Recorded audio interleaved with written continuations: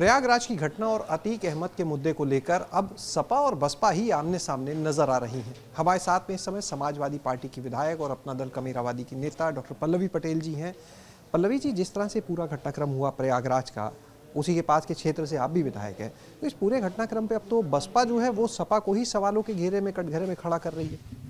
देखिए, बसपा क्या कह रही है और समाजवादी पार्टी क्या कह रही है या इस कांड के ऊपर कोई भी पार्टी क्या कह रही है, ये महत्वपूर्ण नहीं है।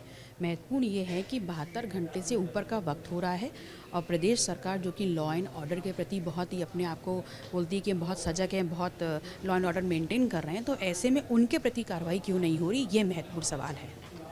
बसपा ने, मायावती जी ने एक ट्वीट किया और उसमें लिखा है कि अतीक अहमद तो समाजवादी पार्टी के ही प्रोडक्ट है। कौन किस पार्टी का प्रोडक्ट है, इससे ऊपर ये है कि प्रदेश की सरकार जनता के प्रति जवाबदेही रखती है और ऐसे में हमारा सवाल सरकार से है कि 72 घंटे होने के बावजूद जो भी इस प्रकरण में, जो भी इस हत्याकांड में संलिप्त है, वो पकड़ा क्यों नहीं गया। समाजवादी पार्टी से ही देखिए विधायक भी हैं पूजा पाल जी, मुख्यमंत्री से मुलाकात की, सुरक्षा की उन्होंने मांग भी की थी। लेकिन अगर इस पूरे घटनाक्रम को आप देखिए तो आज अतीक अहमद की पत्नी बसपा में ही है, बसपा पार्टी में शामिल है फिलहाल। मैंने वही कहा, ये बहुत महत्वपूर्ण नहीं है कि कौन किस पार्टी का सदस्य है।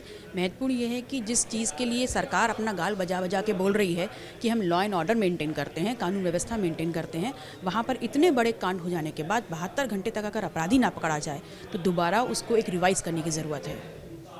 अच्छा, एक चीज़ और आपसे जानना चाहेंगे, बिहार गए थे आप, नीतीश कुमार जी से मुलाकात हुई, तो क्या रहा, महागठबंधन की दिशा में एक कदम माना जाए?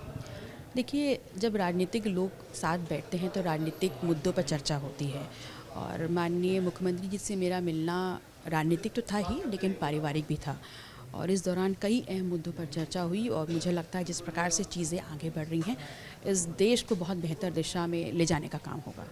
आप लोग समाजवादी पार्टी के सहयोगी दल हैं, गठबंधन में है। अखिलेश यादव जी की भी मुलाकात हुई उनसे, कुछ समय पहले मुझे ध्यान आ रहा है कृष्णा पटेल जी ने भी मुलाकात की थी एक बार, और अब आप भी गए। तो ये जो महागठबंधन का स्वरूप होगा तो माना जाए कि आप सब लोग एक साथ होंगे?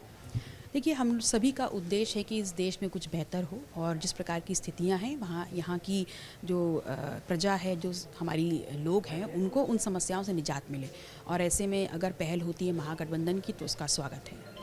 कांग्रेस का क्या होगा, क्योंकि नीतीश कुमार जी ने एक बार कहा था कि हम कांग्रेस का वेट कर रहे हैं, अखिलेश यादव जी कांग्रेस से दूरी बना के चल रहे हैं, आप लोग भी आप तो विधायक भी टेक्निकली समाजवादी पार्टी से ही हैं, तो कैसे होगा ये महागठबंधन जब विचारधारा अलग अलग होगी?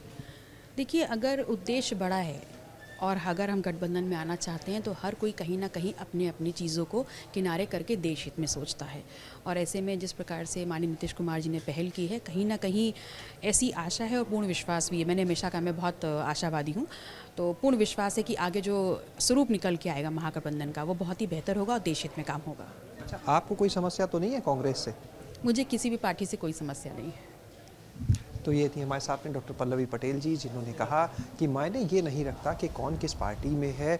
अतीक अहमद की बात करें, वो कब किस पार्टी विधायक रहे, ये मायने नहीं रखता, लेकिन मायने ये रखता है कि इस घटना को 72 घंटे से ऊपर का वक्त बीत चुका है, लेकिन अपराधी अभी भी पुलिस की गिरफ्त से दूर हैं। और जहाँ तक बात की जाए आगामी चुनाव को लेकर, तो जिस तरह से पल्लवी पटेल ने बिहार के मुख्यमंत्री नीतीश कुमार जी से मुलाकात की, तो उन्होंने कहा कि महागठबंधन को लेकर जो भी लोग एक विचारधारा के हैं, जिनका उद्देश्य एक है, वो इस समय मिल रहे हैं और निश्चित रूप से मुलाकात भी उस दिशा में एक अहम कड़ी है।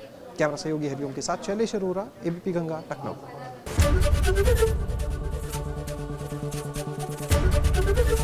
एबीपी गंगा, खबर आपकी, जुबान आपकी।